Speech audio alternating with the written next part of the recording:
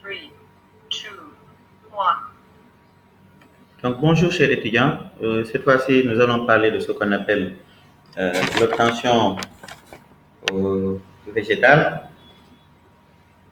Disons que l'obtention végétale est une nouvelle variété qui est créée par l'homme. Végétal, ça parle de la nature. On a ce qu'on appelle le règne végétal.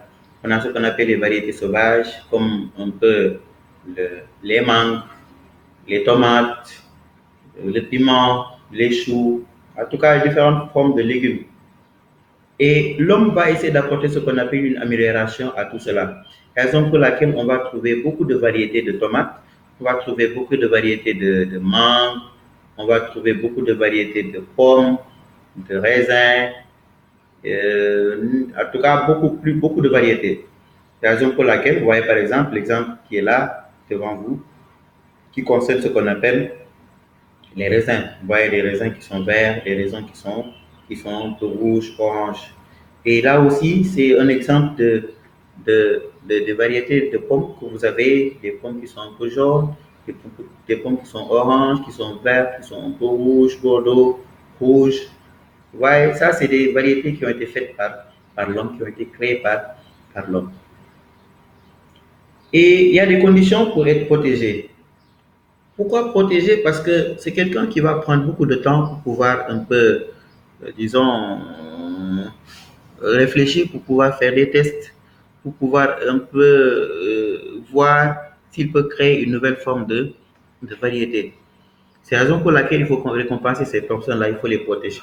Mais pour que cette personne-là puisse être protégée, il faudrait aussi que cette personne puisse apporter la preuve que la variété qu'il a eu à créer est, disons, nouvelle, et elle est distincte, elle est homogène, elle est stable et peut faire l'objet d'une dénomination. La nouveauté, c'est un peu quoi? Il faudrait également que la végétale, la variété n'ait pas existé. Il faudrait vraiment que ce soit lui le premier à pouvoir créer cette nouvelle forme. Je ne dis pas la mangue, parce que la mangue, elle existe déjà. Je ne dis pas la pomme, parce que la pomme existe déjà. On parle de la nouvelle variété estimée, créée par cette personne-là. Il faudrait que cette personne apporte la preuve que cette nouvelle variété est nouvelle. Il faudrait aussi qu'elle soit distincte. Distincte, ça signifie que vraiment qu'elle ne soit pas la même chose que ce qui existait. Si vous pensez avoir créé une mangue, disons, une nouvelle variété de mangue qui est à la fois, disons, disons, qui est rouge, très rouge, il faut apporter la preuve que ça n'existait pas auparavant, que les mangues qu'on a, c'est souvent des mangues qui sont jaunes, des mangues qui sont un peu oranges, etc. Mais là, vous vous dites que vous avez créé une mangue qui est rouge, totalement rouge. Il faudrait donc que cette variété soit distincte. Et aussi, il faudrait que la variété qui a été créée soit homogène. Homogène, ça signifie que vraiment, qu'il faudrait que les mangues que vous avez à créer, ou bien le piment que vous avez à créer, la nouvelle forme de piment, soit la même. Quand on va faire la production, les différents milliers de tomates que nous aurons, les différents milliers de pommes que nous aurons, ou bien de mangues, vraiment aient la même forme, la même couleur. Même chose. Il ne faudrait pas qu'on trouve une mangue qui est verte, une mangue qui est jaune, une mangue qui est orange, qui est rouge. Ça, vraiment, c'est pas ça l'homogénéité. Quand on parle d'homogène, c'est vrai que c'est quelque chose qui se ressemble, qui est compact, qui a vraiment la même texture, la même forme. Et ensuite, il y a ce qu'on appelle la stabilité. Stabilité, il faudrait que aussi qu'on ait la preuve que quand vous allez produire cette année, que vous ayez une mangue rouge, totalement rouge, si vous pensez avoir créé une mangue rouge, ou bien oui, totalement rouge, et que aussi, à chaque période de production, disons chaque année, qu'on puisse retrouver la même couleur. Il ne faudrait pas que cette année, qu'on puisse avoir des mangues rouges, l'année prochaine, on a des mangues qui sont peut-être vertes ou jaunes, et l'autre année, on a un mélange. Il faudrait que vraiment que ça soit vraiment permanent. La forme, la couleur soit permanente. C'est pourquoi on parle de stabilité. Et la mangue doit être aussi dénommée. Disons la pomme ou bien le raisin. Ça dépend, disons, de ce que vous avez à créer, la variété que vous avez à créer.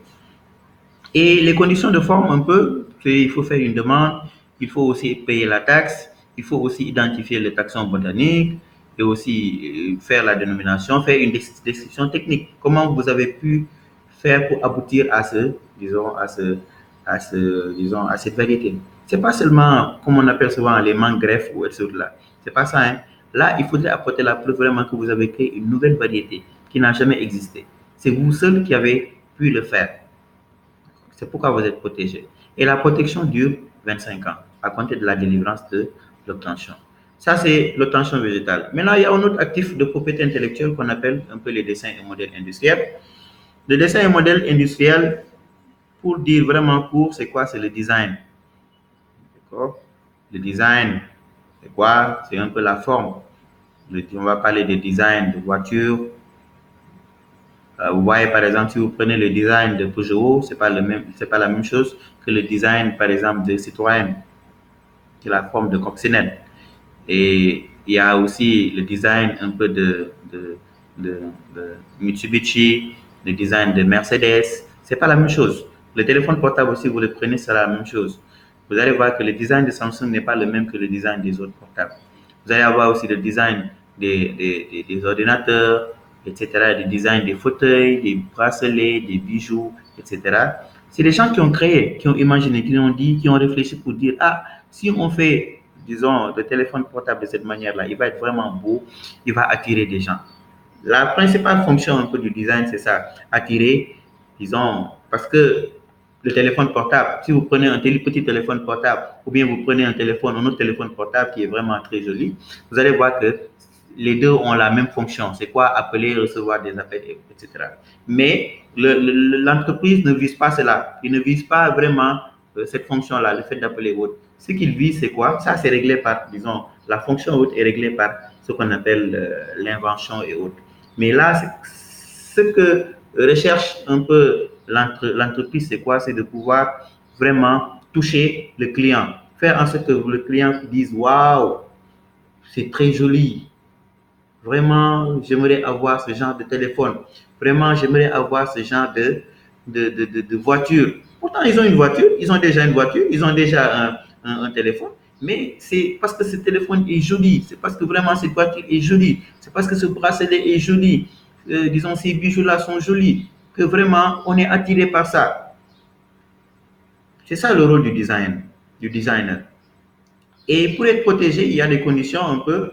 La première condition, c'est quoi? C'est que, disons, ce qu'on appelle la condition préalable, c'est quoi? C'est que c'est la séparabilité, séparable de la forme et de la fonction. Il faudrait que la forme et la fonction, disons, de l'objet soient séparables, qu'on puisse les séparer. Je m'explique. Quand on prend un bic de stylo, on prend le stylo qui est là, ou bien disons, et on va prendre peut-être un autre stylo. On va prendre aussi disons, un autre moyen qui nous permet de pouvoir écrire. Vous voyez un peu les deux là. Pourtant, les deux remplissent la même fonction. C'est quoi? C'est écrire. Mais leurs formes sont différentes. Donc, ça signifie que les deux formes-là, la forme et la fonction sont séparées, peuvent être séparées. C'est pas parce que le bic est comme ça qu'il peut écrire. Il peut être comme ça, de cette manière-là, et écrire. D'accord? Mais maintenant, si on prend le fer à repasser, le fer à repasser, disons que la forme du fer à repasser est triangulaire en bas. Triangle, un peu triangle. D'accord? Il faudrait que le fer à repasser soit de cette façon-là pour pouvoir un peu remplir son objet, pour pouvoir vraiment déplier les habits. Ça, c'est la forme. Donc, ce qui fait que cette forme ne peut pas être protégée parce que la fonction elle est guidée par la forme. Il faudrait que le fer soit comme ça pour pouvoir remplir son objet. C'est pourquoi on parle de séparabilité. Si ce n'est pas séparable, ça, peut pas être, ça ne peut pas être protégé. Mais si c'est séparable, ça peut être protégé. Comme je l'ai dit par exemple, vous avez des modèles de voitures. Ce n'est pas parce que la voiture est un peu d'une façon un peu, disons, avec un devant, avec le capot ou bien la malle que ça fonctionne. Non. Vous avez vu, par exemple, il y a des voitures qui n'ont même pas disons, de capot.